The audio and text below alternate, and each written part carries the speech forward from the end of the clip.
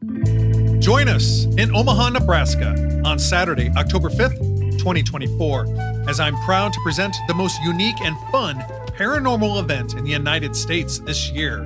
Historic Haunted Heartland, Part 3, Reconsider Everything. Presented live on stage at the beautiful Benson Theater in the heart of Omaha. The fun starts with the pride of Alabama, the paranormal researcher and investigator that has the paranormal community all abuzz, Joshua Dairen. Next, veteran paranormal researcher, lecturer, and motivational speaker Dustin Perry from Ghost Hunters will captivate the audience. And finally, back by popular demand, Omaha welcomes to the stage paranormal and occult expert John E. L. Tenney. He's going to leave you absolutely spellbound as he delivers one of his signature weird lectures.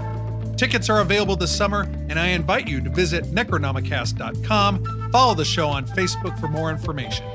Historic Haunted Heartland 3, Reconsider Everything.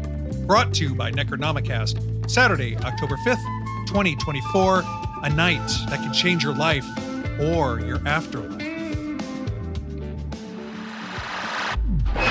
From the historic Haunted Heartland of Omaha, Nebraska, my name is Brian Corey, and it is my pleasure to welcome you all, young and old, to this special episode of the world-famous Necronomicast. My guest tonight for a late-night conversation is a verified paranormal content creator, researcher, and historian hailing from Auburn, Alabama. His name is Josh Dairen.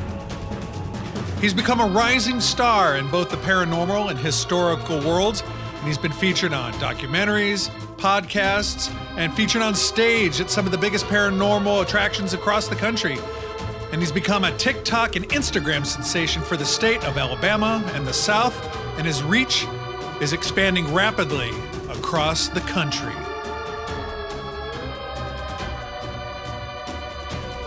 And now calling in on the Newsmaker Hotline, all the way from Opelika, Alabama. I hope I'm saying that correctly. My friend and yours, Joshua Dairen. Josh, how are you? I'm good. How are you doing today? I'm doing fantastic. Help me with the pronunciation of your town one more time. You actually said it right. I'm very surprised that you got it right on the first go, but I feel like you maybe had some experience in my neck of the woods. No, not at all. I've never been to Alabama. Not once. Really? Opelika. I am so shocked.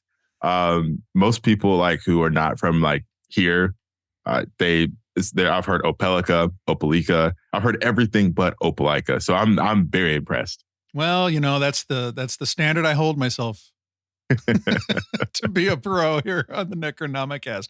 Hey man, I got to tell you, I'm super excited to have you on the show. I pride myself on having not only established people in the paranormal, like experts, experts in the field all the time, but it's so refreshing to have a new emerging voice, somebody that's just making waves and doing things the right way on my program. And I just want to extend the warmest of welcomes to you. Yeah, I'm very glad to be here. It's long time coming, but I'm glad. I'm glad to be here. I first found out about you.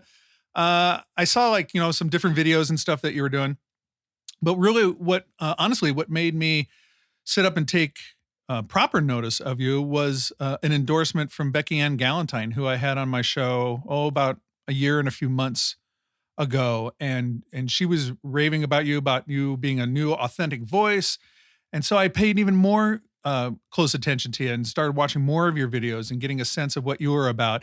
And I have to admit, I was like, this guy gets it. This guy totally gets it, because I'm always stressing on the show the importance of knowing history. It's one thing to talk about ghosts and the paranormal and things like that, but to have a real grounding in history, that's what I was really impressed with, and that's what really attracted me to your content, and that's what made me want to reach out to you and invite you on the program. I just enjoy all the things that you've been putting together over the past couple of years. Yeah, and I appreciate that too. And we're definitely building a very genuine relationship too, which that's pretty much all. It's all I could ask for, especially in this world. Not really being a veteran per se, but kind of being a newbie. It's funny that you mentioned Becky Ann. She is literally my first paranormal friend when I started doing this.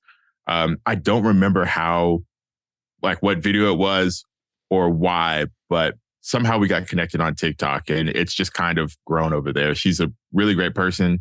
She's also another one of those authentic voices. I really appreciate her friendship, though, more than anything. I learn a lot from her, whether she knows that or not, but she indirectly does influence how I do things and helps me to stay in that authentic lane while also providing history. So I owe her a lot of my journey. I owe a lot of my journey to her being very supportive. Just being frank, there's not a lot of me's in this field, let alone me starting at this age and not having, like I've been not having like the urbex, super urbex background and things like that. So relationships like these are really important. And so I'm glad to have her friendship. And just, I love doing this too. This is become less of like I'm cool. I like this and more of like a, more of a passion. I've really become passionate about the history of a lot of these ghost stories. Yeah. And what was it that like attracted you to ghost stories off the bat, or to make, to invest all this time and energy, intellectual energy and everything else into, the paranormal? Like it's kind of a lazy question to say, well, how did you get into the paranormal? But obviously you just stated a second ago saying there's not a lot of me's out there. And I take it you're referring to being a African-American and Black guy in America. Yep. I guess you're in your late 20s, early 30s. I don't know how old you are. Exactly 30. Yep. right that was a really good guess. I don't know. You never ask like a woman what her age or anything like that is. So I figured it was safe to kind of make that assumption on you. But what got you like into it? Was it a lack of people like you and your own kind of like natural, curiosity about things, or what got you going? I definitely say it's an amalgamation of a couple of different things. So for one, there was a lack of people like me, but also this fascination, I guess you could say, was really molded at the very beginning of my lifetime. So one of my earliest memories outside of course, Mickey Mouse, Disney World, are actually ghost stories. I experienced a ton of stuff when I was a child, more specifically, and some people have heard me talk about this, but in my grandma's old home, that was the very first place that I had paranormal experiences that I could physically remember. And I remember feeling some type of way, and I remember asking questions. But I was at an age where I didn't really understand what was happening. I just knew something not normal was happening around me, to the point where I wanted to ask questions and just learn more. I just wanted to know more, because I think if I had that knowledge early, I would have been less fearful of it throughout the course of my lifetime as I gained more knowledge. And then, I could have been less fearful as, in the way that I am now earlier. But it started with my grandma's house. I would go to sleep with her. There was like spots in the house that I didn't really feel. There was one particular room that I would never stay in by myself. There was another room, my playroom, which in hindsight, I look back, that was also another one of those rooms where I always had like weird things happen, like noises and knocks and things of that nature. But it was my playroom. So I had a TV in there. I had it was always bright. The sun came directly through this. So I didn't really worry about it. I never slept in there. I was only in there during the daytime. So I didn't really, it didn't really click as a child, because it was a different kind of experience than it was in the back room that was connected to her room. So when I did stay with her, I would sleep in the bed with her, and I would consistently, almost every night, if not every night, tell her about the two men that I would see standing outside of her window talking. And so that was the first instance of me understanding that something's off, but being almost too young to understand what was going on. And I had to be around 3 or 4 years old at the time. And I still remember the image in my head plain as day, because it's one of those things where it becomes normal after starting out as a paranormal thing. And so I'd wake her up and be like, hey, do you see those two men talking outside of your window? And she would never acknowledge it. And she would just tell me to go back to sleep. But whether she had her curtains closed or opened, I would see them. And so just to paint a picture of her backyard, her room was like parallel to the backyard. So the window that I would sleep by, I could see the backyard if the blinds were open. there was a street light that sat in the middle of her property and the neighbor's property. And so it would shine a light through the trees. So you could see the outline of the trees at nighttime. It was a bright orange light. You could see the outline of the trees on the shades. And if you had the, blinds turned up, you could see the orange light come through. And it would be random times when I would wake up that I'd see the outlines of two men outside talking to each other. Mm-hmm. They're never acknowledging, never tapping on the glass or anything really scary. But even if the shades were closed, I would, like I said, even if the shades were closed, I would see their outline. If the shades were open, I could see them. Wow. And so that lasted until she actually moved out of that home. And she, people who also know me know this story too. She had an affinity for finding haunted homes, I like to think.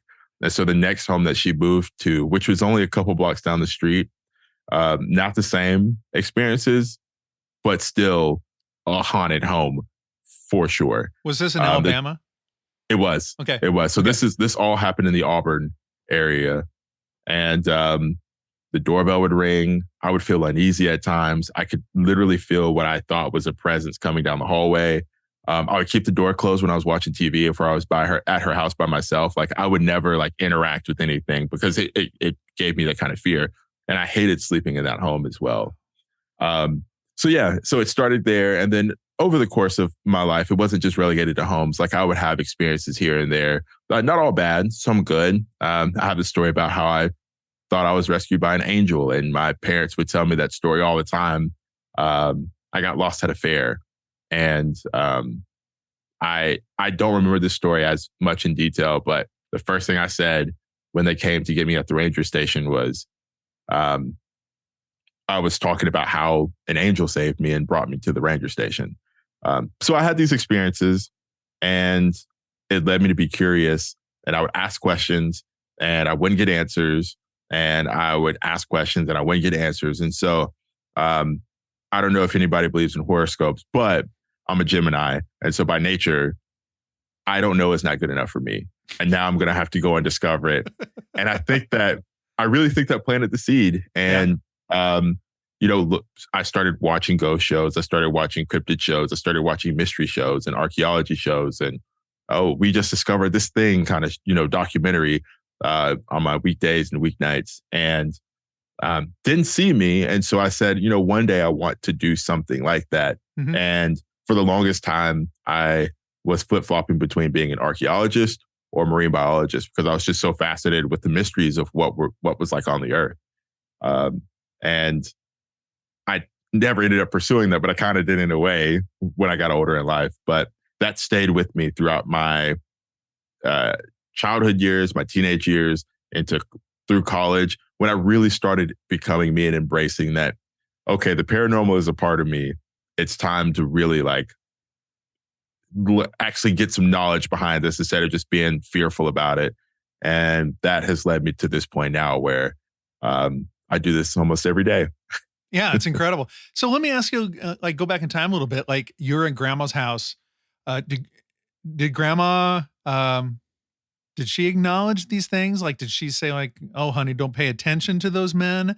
Grandma sees them too, but they're not, or did she think, you know what I mean? Like, I'm just trying to decide or trying to think about if it's something that your family somehow can see these things, or they're only appearing to your family or just to you, or, break it down just a little bit. Cause I always find these personal not horror stories, these personal paranormal stories, just wildly interesting. It's funny that you say that because my grandma also had experiences in that house. And this is something that I guess is run in the family. And some people know that some people theorize that these gifts are passed down through the generations. And I'm honestly starting to believe that a little bit more. I don't know. I'm not calling, seeing things a gift or anything, because I don't think I'm like super sensitive or anything. Mm-hmm. But my grandma definitely saw stuff in this house. One thing in particular is there would be a woman in the middle of the night that she would see who would come in from her bathroom, which was directly in front of her bed, and have a laundry basket and she would sit the laundry basket in a chair and fold clothes. And she would see this every now and then.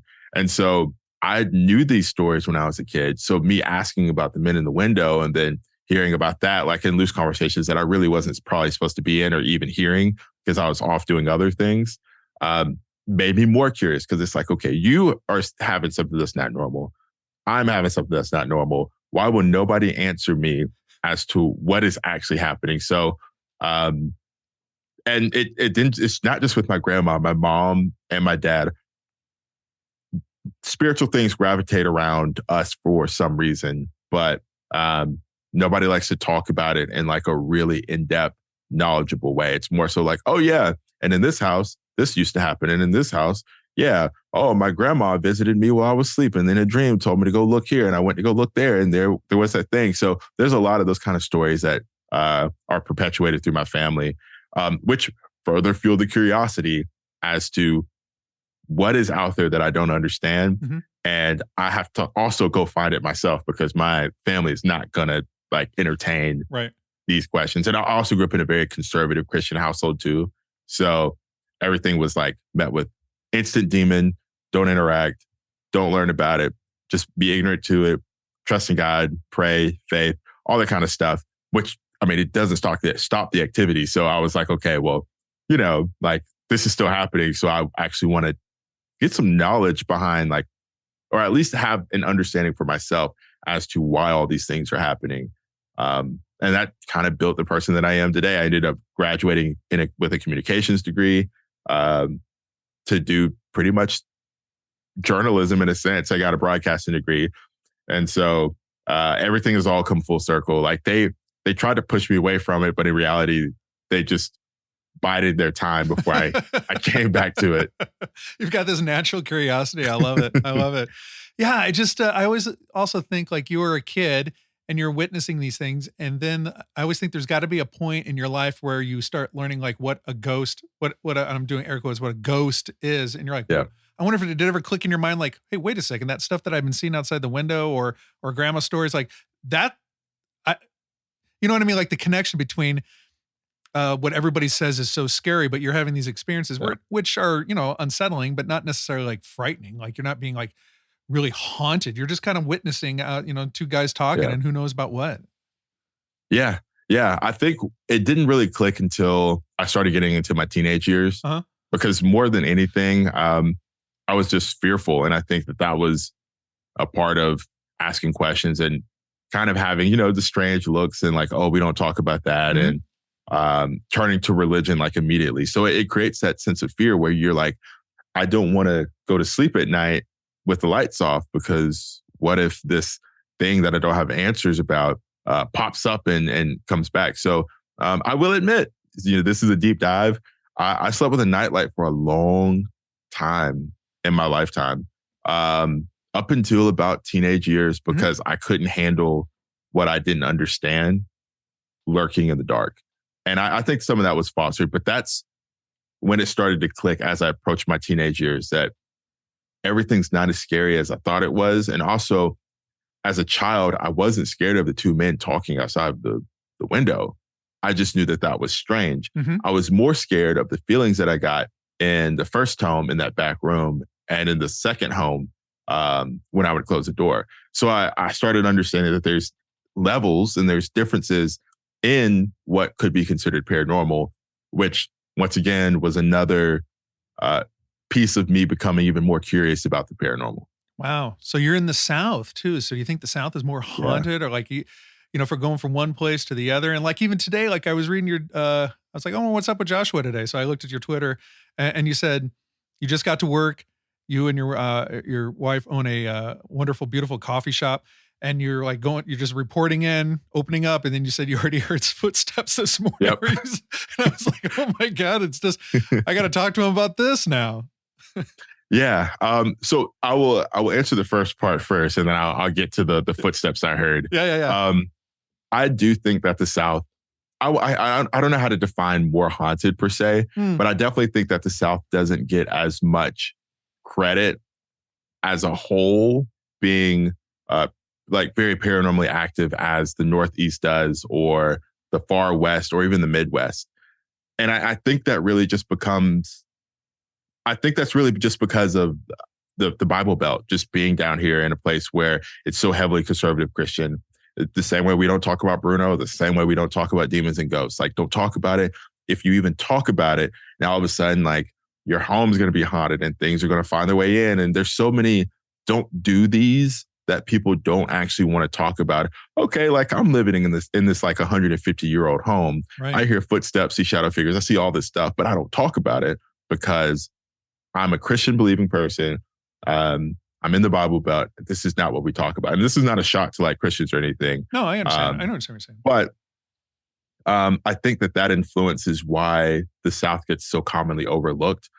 Because I can just tell you this, where my coffee shop is, in just a square block, there's more urban legends and haunting stories than almost shops in the area. They're in almost every building. And I know this because as an owner, I get to talk to other owners and they're always telling me like, okay, this place is haunted. Oh, we had this happen. Oh, did you know about this?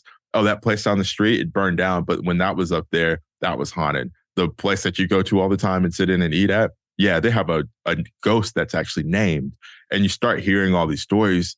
And that's when it really becomes real that if my one little square block of town has this many ghost stories, and then you expand it a little bit further into the Victorian homes that are surrounding the square block, and all of those have ghost stories, then the South as a whole must follow that same pattern where it's not just mine, but you go to Wetumpka, Alabama, and you have ghost stories, or Montgomery or Birmingham or Mobile or Huntsville, and even the small places like Marion or Greenville, and all of these places have ghost stories just like these.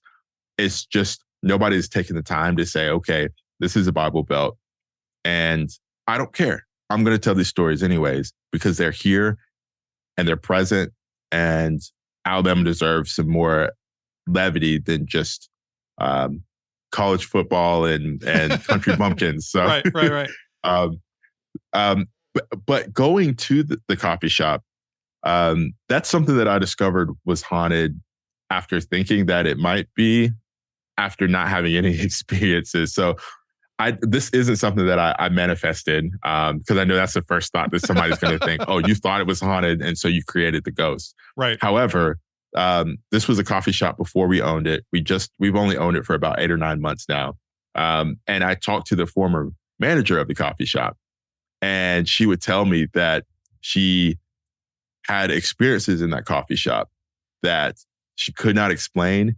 And there are certain times of the day, like early morning in the summer and late at night during the fall, that she would dread being by herself because of all the noises and thumps and the things that she thought she saw and things of that nature. And she was a manager for about 2 years.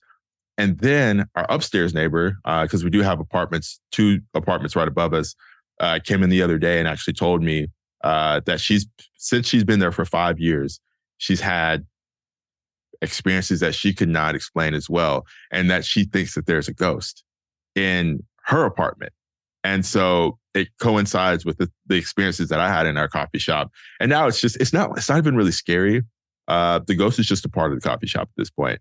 But it hasn't, the things that happen aren't like consistent. They just kind of happen whenever. Today was a great example where I was just opening up the register and I was, getting everything set for the day during a thunderstorm. And plain as day, it sounded like from the back room to the front counter that somebody was walking kind of on a mission to get to the front counter. And I heard it and I looked and nothing was there, of course. And I was just like, it's a ghost. Okay. He's just letting me know he's here today. And then I went back and just finished what I was doing. So, we are in an old building, but now it's kind of funny to see the transition from being super scared of ghosts and entities because of not knowing to now just being like, oh, cool. Disembodied footsteps, like just kind of rushing the counter and then just going away and whatever. I'm here. That's funny you mentioned it. Like when you said that, as a Midwest guy, I'm born in Nebraska, lived in Nebraska all my life, except for vacations. You know what I mean? Like I'm a son of the soil here.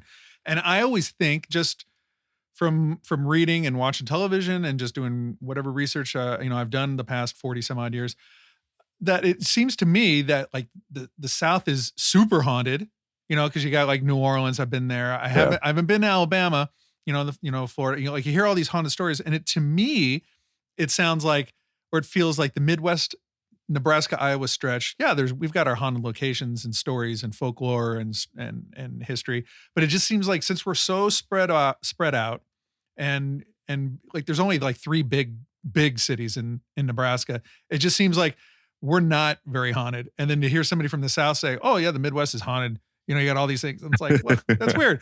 And then like of course we agree that it seems like the Northeast is very haunted.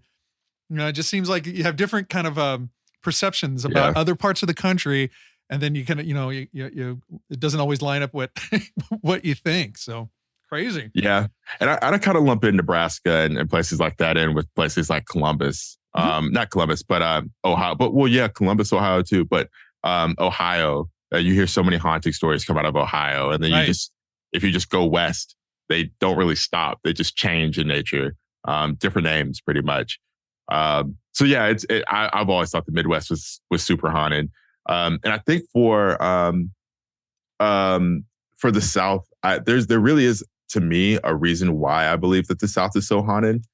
And a lot of it comes from, in my opinion, and which is why I think representation is so important.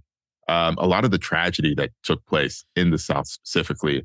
And it's something that I think has been skirted around in this field specifically for so long, because it's uncomfortable to talk about. And, in some places, there's really thoughtful people who say, this isn't my story to tell. Yeah. And then you have some people who are like, I'll tell the story, but I'm going to cliff notes the bad parts and just get straight to the ghosts.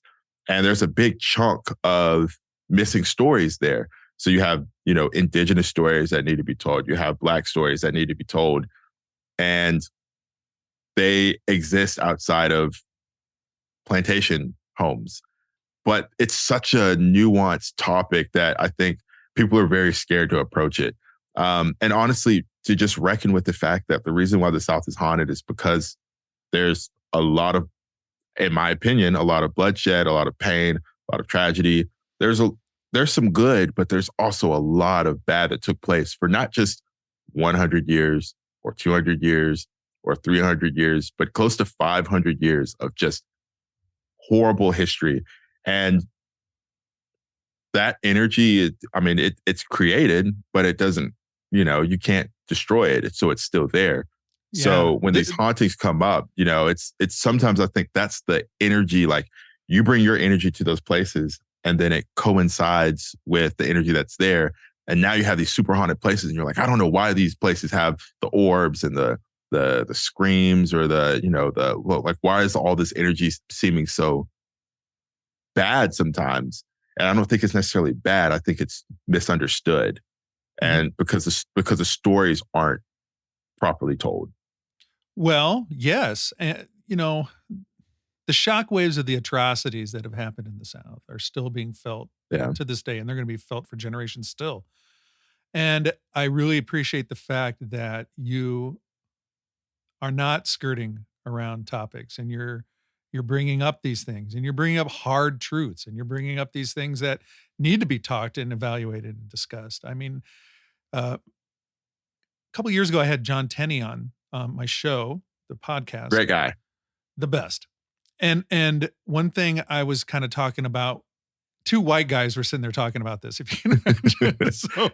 So thank you for your indulgence here while I speak. But one thing is like I can go investigate places in the South as a white guy, not an Omaha guy, but just a white guy, investigating places in the South and whatnot. And I could walk into a place and maybe, try provocation and things like that, which would be the most insensitive, horrible thing that I could do. Because if you believing in, life persisting after bodily death, and there are generations of African-American people of the South still occupying space and time somehow in the ghostly realm. And then a guy who looks like me comes in and starts trying to do provocation or trying to conjure up energy and things like that. Not only is that super insensitive, It's terribly insensitive. But if I was a spirit in that situation, I wouldn't have two things to say to me. You know what I mean? I wouldn't want to react to or engage with somebody that looked like me. If in life I was treated horribly by somebody that looked like me, you know what I mean? So that's why it's super important that you are out there and you are covering these stories and offering your fresh perspective on these things. I think it's super valuable, not just for you and your community, but for my community, if you want to call it a white middle-aged guy community, but to kind of for us to kind of shut up and listen and to experience through your words and through your experiences and how you describe them, and for me to listen to, listen and take it in that way, not for me to go out and investigate that way. You know what I mean? I really appreciate the fact that you are out there covering it the way you need to cover it, for me to absorb and take, your expertise, your thoughts and feelings, and kind of think about them. Yeah. And it's funny because I don't cover a lot of plantations, mostly because it's a given. Mm-hmm. And also because I think it's the easy way out in finding lower tier urban legends. But on the flip side, I like to cover the hard stuff because I think that it needs to be done. And it's funny that you say that about, the perceptions of investigating, because one of the things I'm looking to set out for 2024 and at the very latest 2025 is to see how in some of these places where there are Black figures that don't really get their stories told, and that there's something that's happened there, how they would respond to me investigating as opposed to the traditional investigator. Because I've had the same thought as well. If I'm going to use the plantation as an example. If I'm on a plantation and the traditional investigator comes and they're like, hey, like, what's your name? Like, why are you here? Are you sad? Like, if we are looking at these spirits as human or past human, or however you want to look at them, or people who had a presence on this earth, and we're investigating with that empathy and that compassion and that thoughtfulness, and the traditional investigator goes there, then exactly what you said, like, why would that person want to respond in a way that's pleasant or positive, or really even talk at all? Like, what would be the trigger for them to be like, oh yeah, this person who does look like somebody who gave me so much pain is here. Let me just share all my information, as opposed to like somebody like me who goes in there and asks questions, and they're maybe like, okay, like, I think I can maybe talk to him. And I just want to see the difference, because we do, and I've said this on the Quite Unusual podcast. Great podcast, by the way. Subtle plug. I've never heard of them. Okay. Like I mentioned on that podcast, I've played they're scheduled to be on my show too, and we traded promos and stuff. Quite Unusual. Hello, ladies. How are you? I literally cannot wait to listen to that. But like I said, for there, like we have these different things where it's like, this male entity doesn't like, women, or this female entity doesn't like men. Well, the only way to actually gauge that is if you have male and female investigators or people who have come in contact with these spirits. We don't have that with something as simple as, Black and white. And I think that things like that there can drive more nuance to the field and actually create wider stories. So instead of it just being like, yeah, this captain owned the house and then he died in the house and now he haunts the house. Okay, like, let's talk about the entire house. Okay, why do you think that this enslaved person was here? They're communicating. Now they're getting into their story. And now it's the captain, this enslaved person, this person who suffered tragedy, this wife, this child, this person who passed through, all have a piece of the story now, instead of it just being one person prevailing and the half story being told.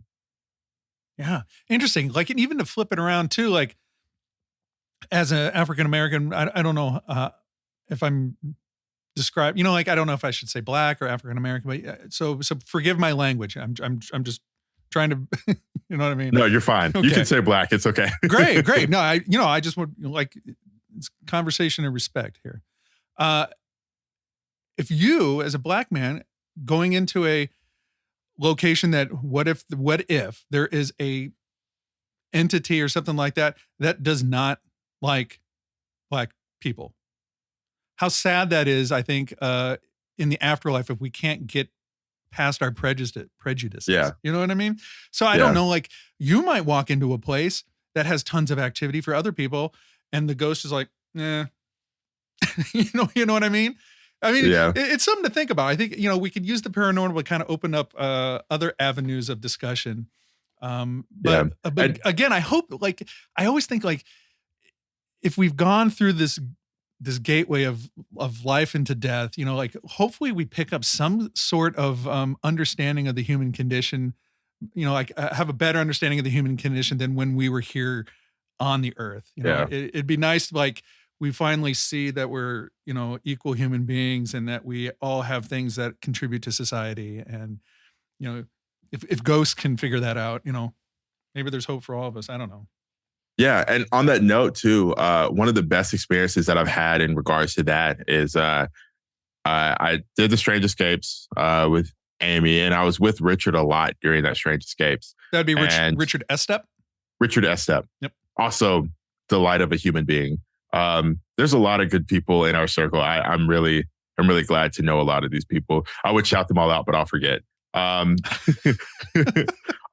now I'm sorry to interrupt. Was this a Strange Escapes that you were the one that you presented at, or were you attending as a patron?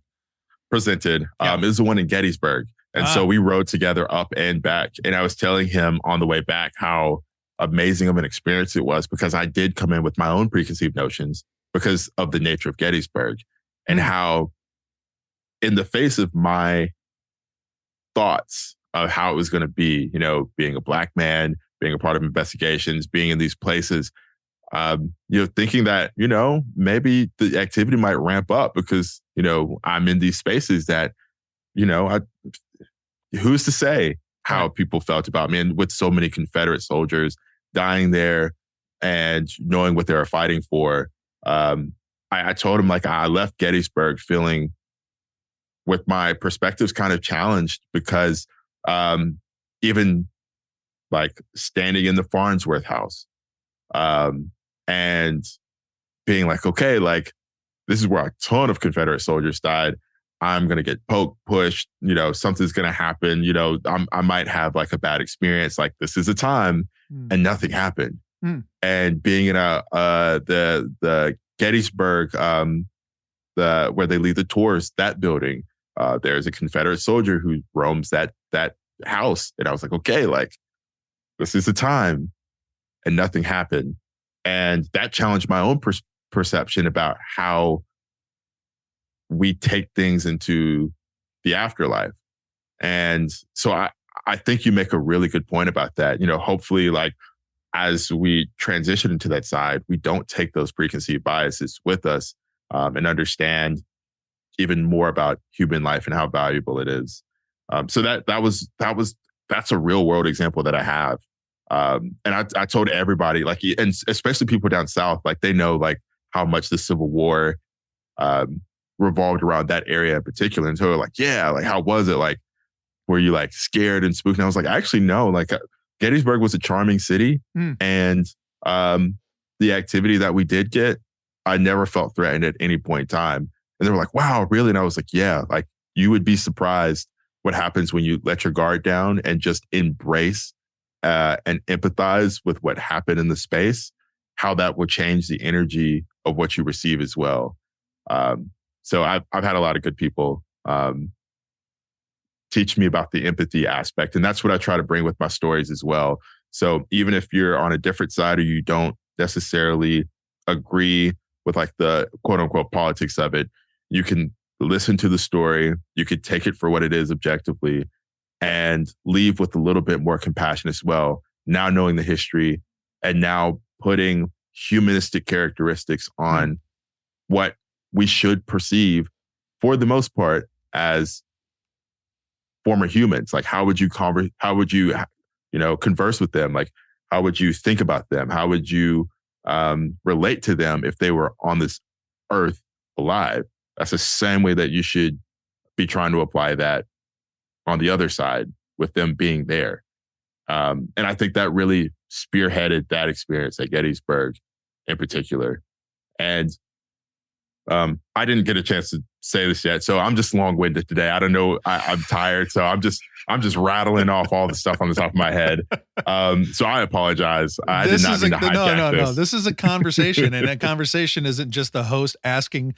I don't write out like 10 questions, and I'm going to ask Joshua every one of these questions, and then and then not listen to his response because I got to get to the next question. We're having a conversation here, so I love it. It's interesting that you talk and had these experiences or this all this at Gettysburg. Adam Berry starts off his new book talking about his first experience or his first paranormal kind of experience was in Gettysburg as well. That's interesting considering that he's from Alabama.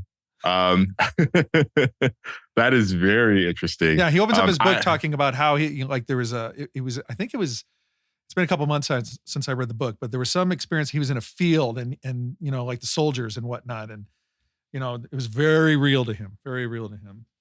And I will say, Adam's going to kill me. I have his book. I have the physical copy. I have not sat down to read it, but I will say, because when I read it, I want to be engulfed in it. That's how I read my books. I do not like reading books in passing. I think it does a disservice to the books that I'm reading. Yeah. So Adam, if you are listening, I am going to read this book. Just let my second child be born, and then we're all good. I will be up late nights, and I will have nothing to do but read. But I love that. It is very real, and that's one thing that I want to bring to my community in particular.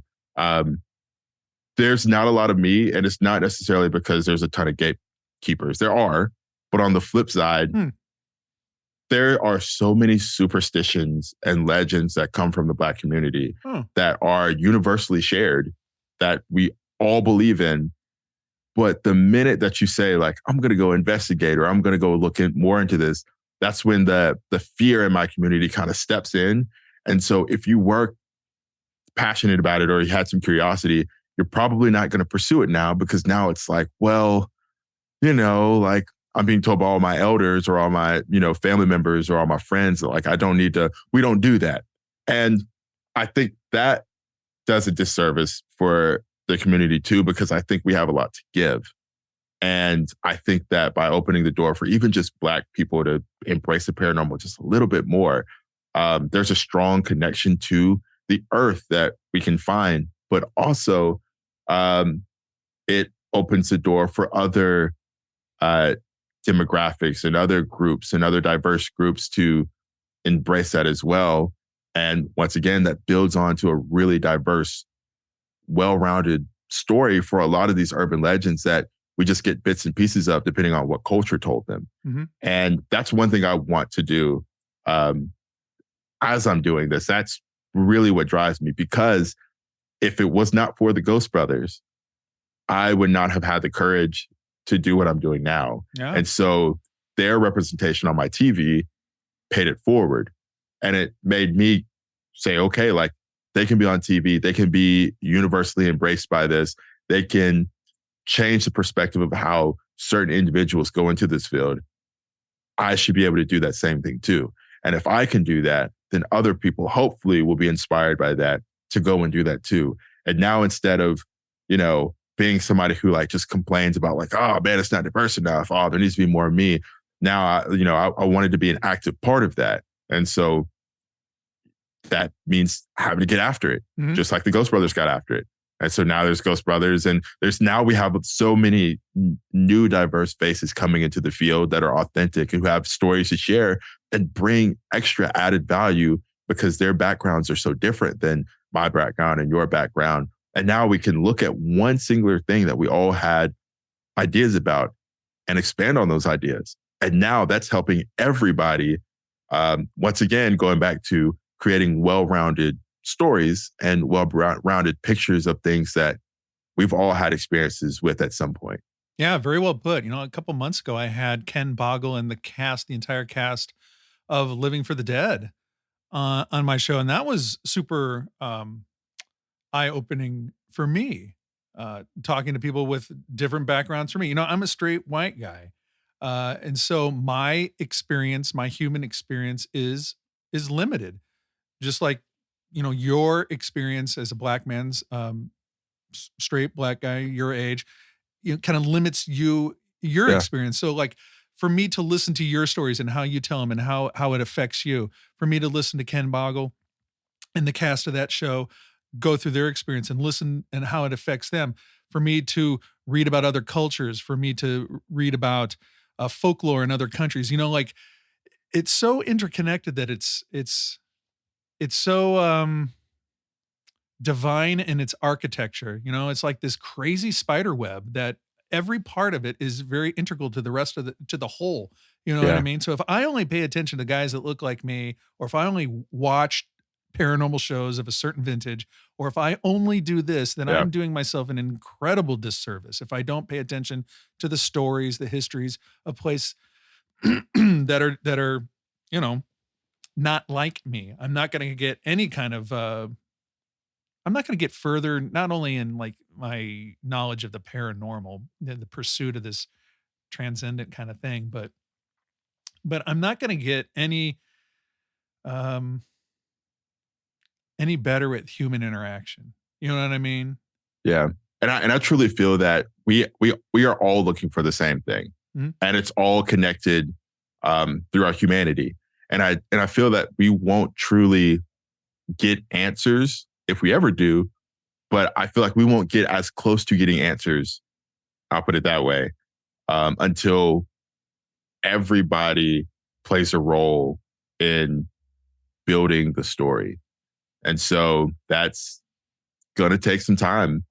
I think there is some nuance coming. I think we are starting to see different types of investigators, people who are finally okay with being researcher first, then investigator, or investigator first and then researcher. I think we are finally getting to a place where slowly but surely there's starting to be an acceptance for people's different roles in the paranormal. And so I've always been big on diversity. I always will be. And it's not just black and white diversity, but across the board. Yeah. Because I think it truly makes everything better. And like I said, I don't believe we'll fully get the answers or get as close to them as we can until we aren't having this conversation anymore, because everybody will be contributing a piece of their, whether it's international folklore or background, or their local, or their statewide, or their different experiences to bring it together. And then I feel like the light will come on and we're like, oh, this is what this is. And here's how we can prove it together. So yeah, that's my little, I'm going to stop the diatribe before I get going, because I could feel myself about to do like a presidential level speech. But I'm going to stop. And now with a bold proclamation, here's Joshua Dairen. Well, no, I appreciate it. I'm really happy just to sit back and let you go, because it's I'll just say this, people are always like, well, Brian, why do you do a podcast? And are you doing it because you get clicks and likes and things like that? And I'm like, no, like it doesn't. You can look at my social media engagement. It's kind of sparse and whatnot. I get lots of listeners just through the history of the show or whatever. Like I'm very happy with all the listeners that I have and the success that the show has received.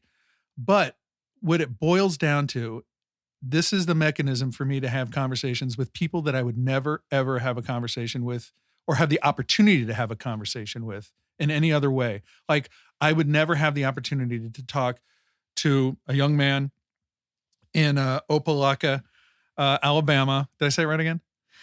Opelika. I wouldn't have the opportunity to talk to a 30-year-old guy, a black fellow there in Alabama, about ghosts and things like that without this podcast. I wouldn't be enriching myself with this experience if I didn't have this podcast. So like to have this podcast, it's for me to, I say this it's very selfish. I'm doing this to make myself more informed. I do this show and hopefully people get something out of it when they listen to it. But this show is 100% to broaden my horizons and to talk to interesting people about interesting things that interest me, and hopefully have like an opportunity to have like a bigger discussion about what these implications are. And I really appreciate having your your insight. It's not, I can't see the world through your eyes, but I can certainly use my ears to listen to how you describe it. Yeah. And I appreciate that. And I really think it just starts there.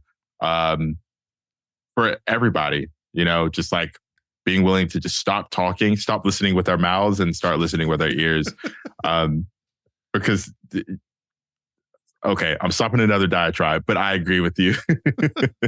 I agree. Yeah. Hey, another thing that we share in common, like I was doing some searching on you. You got a great voice, and you are a musician. Still pursuing music, or are you putting on a back burner for this kind of history stuff, or like you got a great voice and you got a great mic there. I mean, you sound great right now. So, I mean, I can tell that you know about sound production and things like that. So I was listening to some of your tunes on SoundCloud. Yeah. Well, I guess I will, the cat's out of the bag. I don't really promote it as much because I haven't really been working on it from a production standpoint, but I am a classically trained musician. I started doing music at 5 and learned a bunch of instruments, and that's just kind of been my thing. So that's always my constant. If all else fails, I go back to music. It recenters me. It gets me back to where I need to go. I write a ton of music, so I do have some actual music out, like on like Spotify and Apple and all those places. I do kind of R&B and pop music. I haven't done anything in like a year because I had a child, and that was a large undertaking. I was like, yeah, I'll have this child, and then I'll just get back at it. That is not how that worked at all. Yeah, that's not how it works, friend. So music is on the back burner for now, but I have gotten the go ahead that I can start whenever. I just so now it's on me to I'm literally sitting on like an album's worth of music that sounds nothing like the stuff that I already have out. I think my stuff out is pretty good. It could be better. I'm going to be my hardest critic, but I'm probably actually going to start doing music fairly soon. So you might see a cover or two pop up on my Instagram or my TikTok, and that'll probably be the judge of whether or not I'm going to actually sit down and like record and edit and do all the hard stuff for any of my newer written music. I had this thing with my last live show that I did in October with Tenny and Cindy Kaza and my friend Andrew, who is an amazing jazz saxophonist.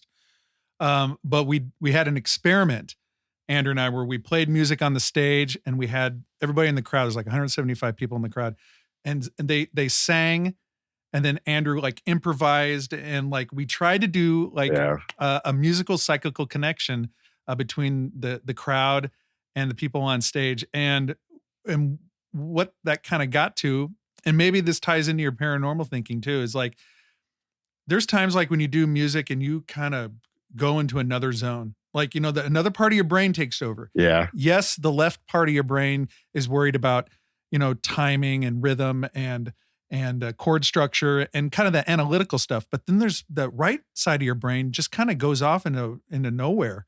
And you can just kind of ride that kind of I say psychical wave, but I mean, you kind of ride that intuitive musical wave, and it kind of, I don't know if it opens you up for, you know what I mean? You know what I'm saying? It's a weird concept.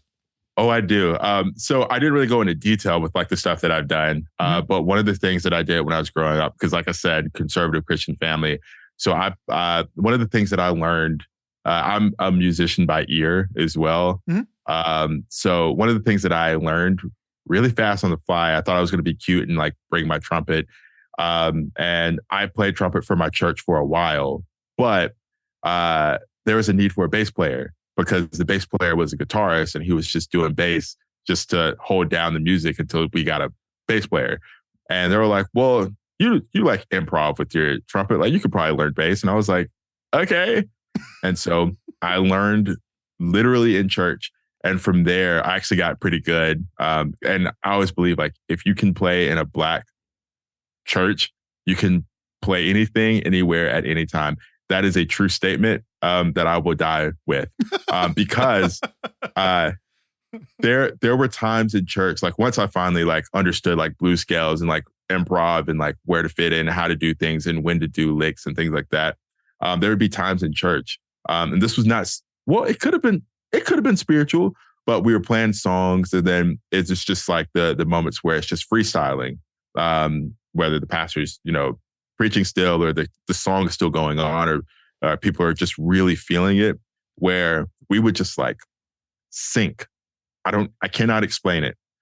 Like me, the piano player, the drummer, the guitar, like we were just locked in, and we would do stuff like completely void of like timing, completely void of like making sure we're like, hitting all the things at the right time, because it was unnecessary.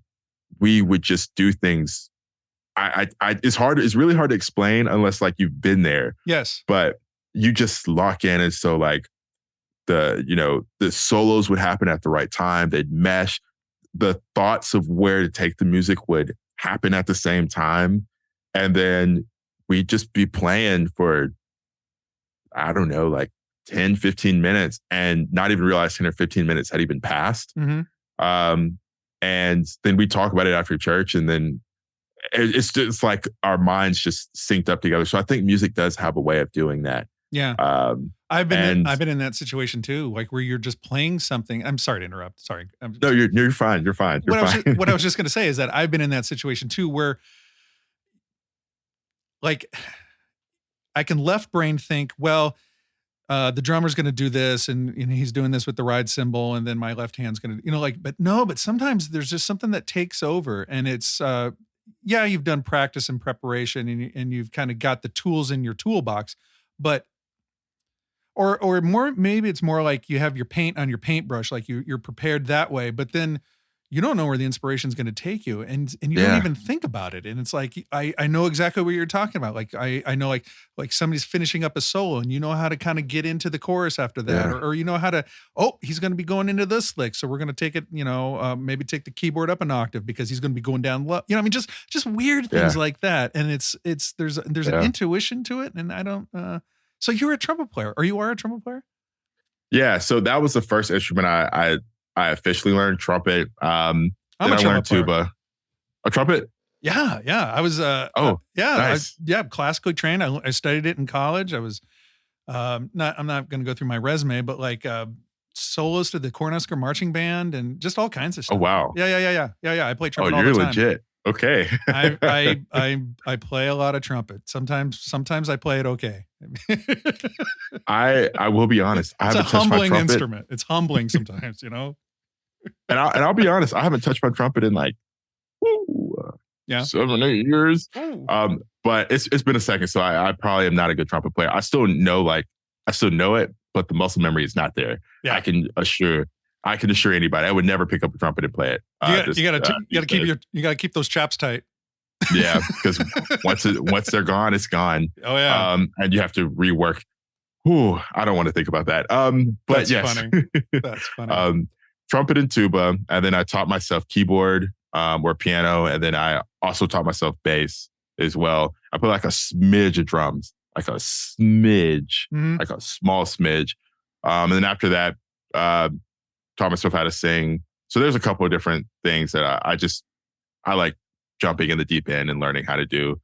Bass was by far the hardest thing I've ever tried to learn, because you need, like, in my opinion, I think you need a lot of music theory. Yeah. And if you can't learn music theory, just learning patterns on the frets. And I learned on a 5-string bass, which is like, I've learned like the hardest thing to do as a beginner bass player when you're relied upon. So it was a steep learning curve. And so I'd pull out my 5-string. People were like, "Oh, you got like a 5-string?" I was like, "Ooh, look who's in it! Ooh, look at this pro." I was just like, well, it just kind of happened, but sure, I got a 5-string, and then I started to understand. But nonetheless, this is not a humble brag. I legit did not know anything about 5 strings and 4 strings, but I just realized that the 5-string was really hard to learn, because of that 5th string back there up top that nobody else uses if you don't have a 4. Yeah. But yeah, so I don't know where I was going with that, but nonetheless, the instruments to know. So those are the instruments that I know, and I have a couple more that I still want to learn. I tried acoustic for a while and just let it go. Yeah. Hey, you're also like the most positive guy on X Twitter that I've ever seen too. Like every day there's like a daily affirmation from Josh. And it's like, and I know like you're not doing it to be fake. I mean, I know you like, you're very authentic, like how you communicate to, online and things like that. So where do you find your inspiration to be positive all the time? I mean, it's not like a fake positive, like, oh, I'm going to put on a happy face. But I mean, like you always seem to, even when things and I don't know you, but I mean, it just seems like when things aren't going great for you, or you say things aren't going great for you, you always have this sense of gratitude.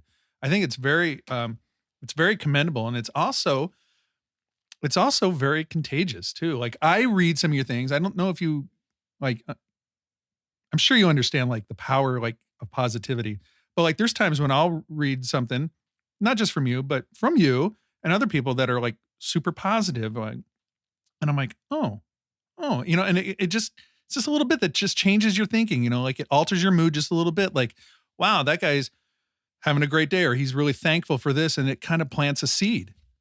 I can honestly say I haven't always been like this as a person. But I've been trying to work on it, I will say, at least over the past year, and just introspecting a lot. Let me take this back. I've always been this person, but sometimes my actions have not always been as intentional. I think for one, the pandemic kind of turned a corner. But more than anything, just having a child kind of turned the corner for me too. Yeah. And I think it kind of set in motion how important it is to try to see the best. I know some people are going to like call it toxic positivity, and I can see that. I could definitely see it's like, I don't want to hear anything good right now. And not all my stuff is good, but I try to like take a spin where like, if there's something to learn at the very least, because I'm doing a lot of learning. I'm growing every day. I don't really have a good answer for this outside of I just really want to be intentional with my interactions with people. Having a child has affected that. Owning a coffee shop has definitely affected that, because literally the smallest gesture has so much impact on somebody. Mm-hmm. And so because I don't, and I goof off on Twitter sometimes, or X, or whatever that thing is. But more than anything, I just want my mark to be that if you got anything from me outside of my stories, outside of the things that I've researched, like you have some type of like nugget to take with you from me. And usually the stuff that I post about is personal, or like personal adjacent. So it's usually notes to my own self, and not even so much like stuff I'm having to like really sit and think about. Like it's happening in real time usually when I post it, or I'll wake up with it.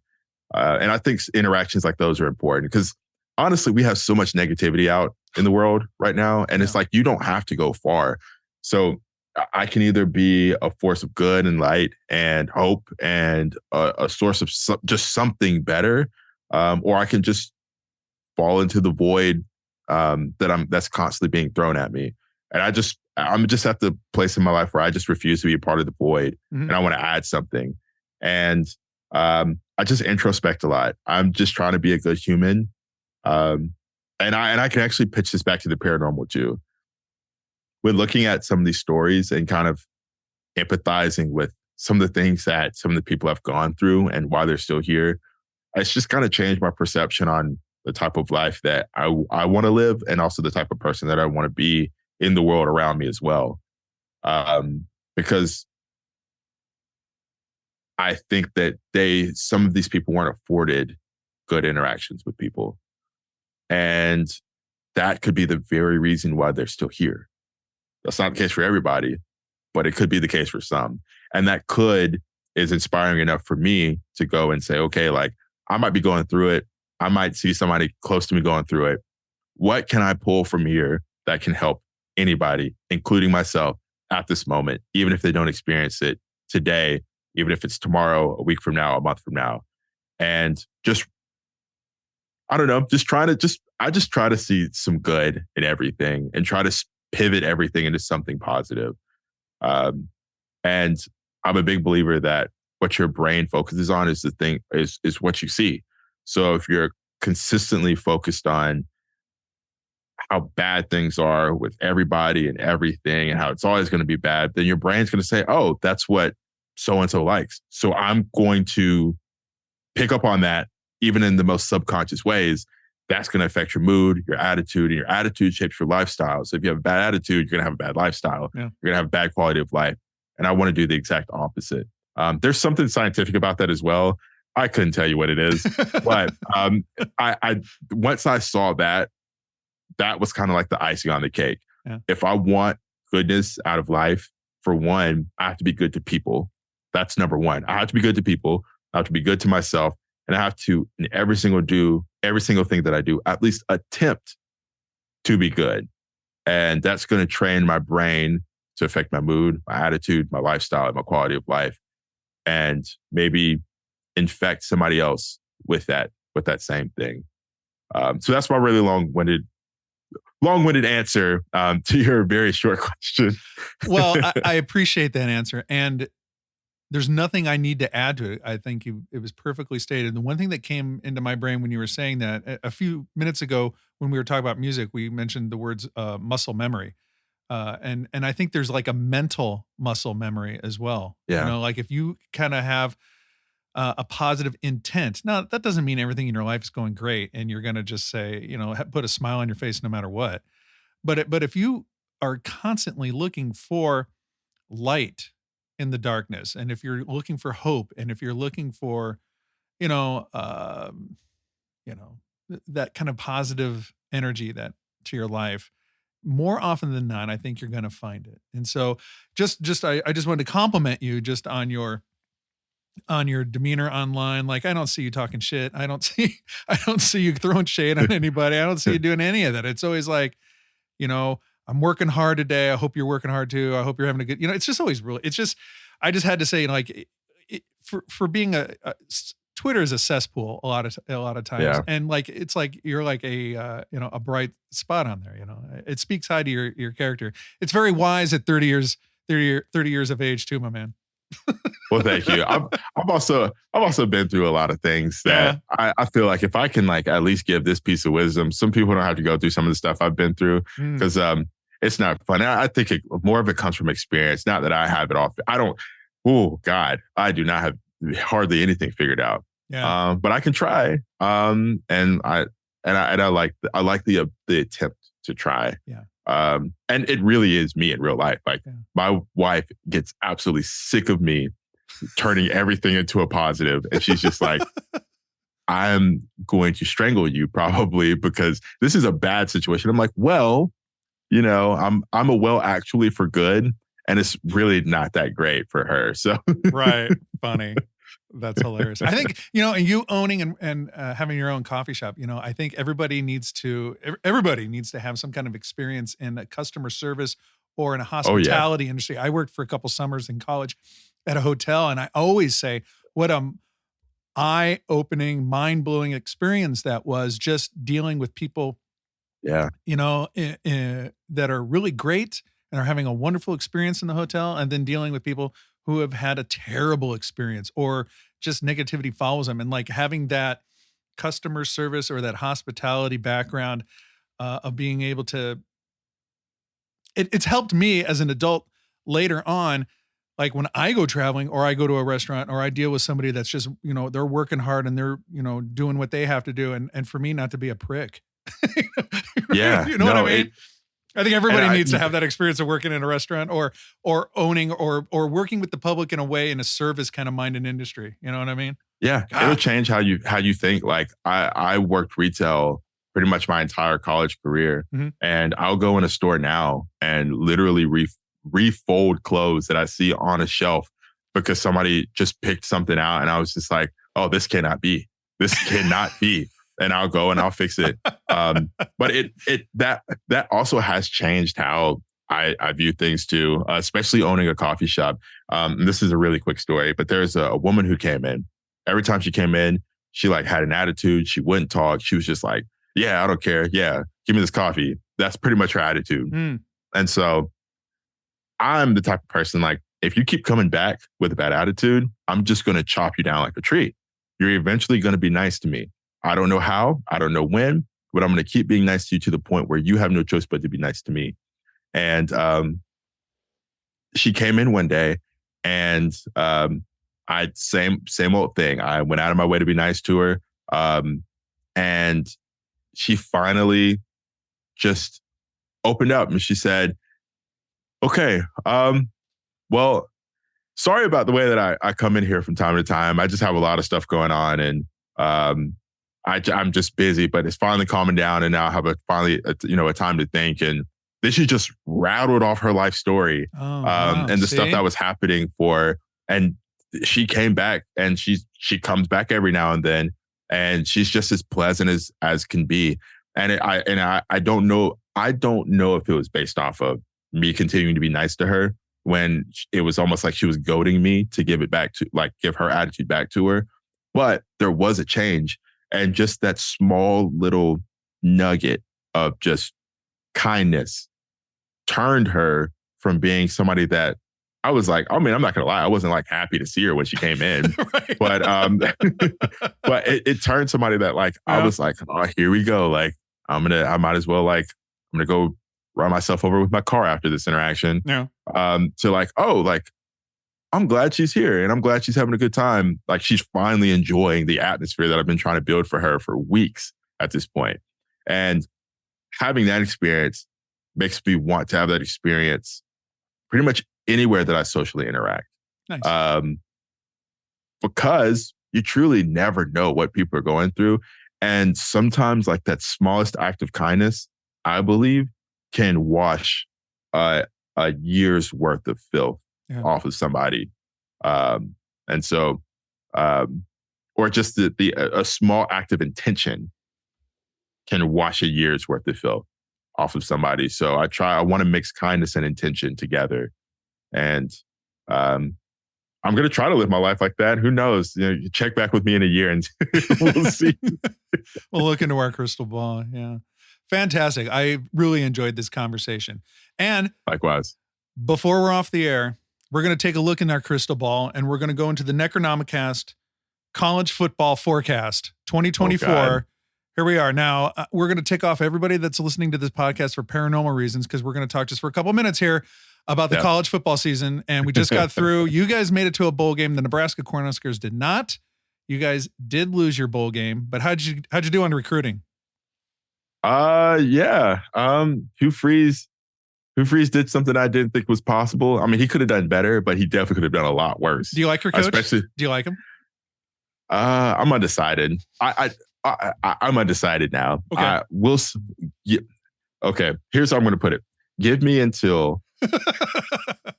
Okay. All right. It depends on how this 2025 recruiting class goes. If he puts together a good recruiting class for 2025, I will be 100% vested in what he's doing. The second part to that is, I understand a rebuild takes time, and I'm a patient man. If you're going to rebuild it, just rebuild it, because I just don't want to go back to 6-win seasons. I can't. That's not good for my heart. Yeah. However, with him just now finding our offensive coordinator and defensive coordinator, and potentially getting some like really good coordinators in there, I think he has the potential to be my favorite coach of all time.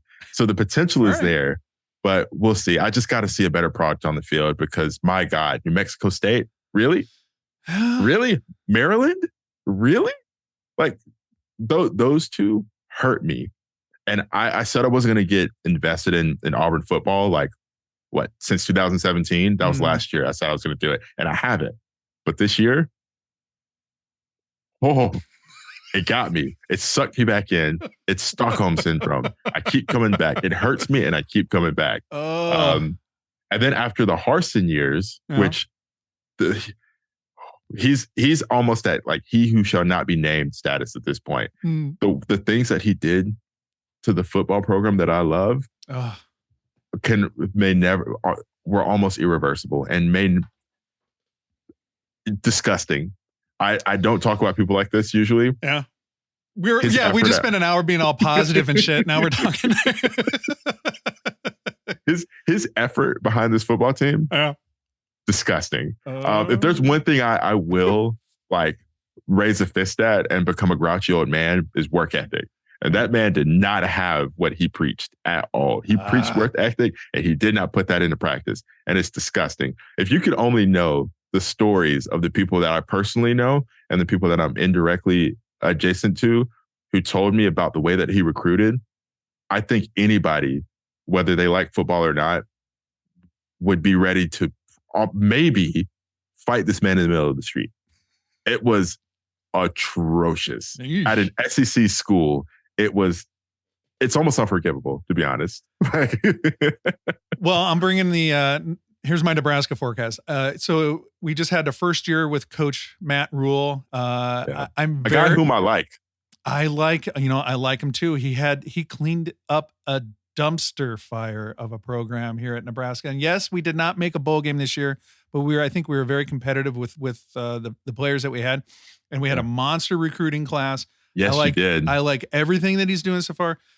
He's embraced kind of the old legends here at Nebraska. And he also welcomed back Coach Solich, who was fired by Nebraska and then went off to have a nice career at Ohio, who just got put into the College Football Hall of Fame.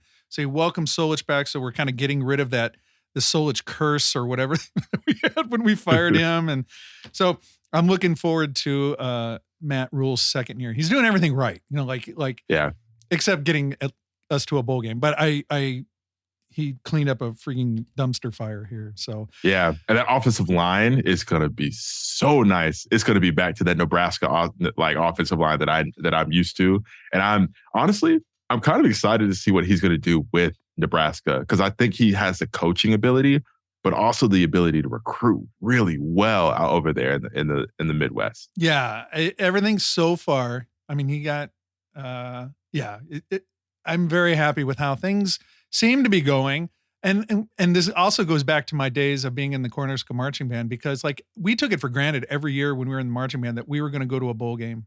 As students, it's freezing cold here. I'm looking at my thermometer right now. It's 15 degrees right now in Nebraska.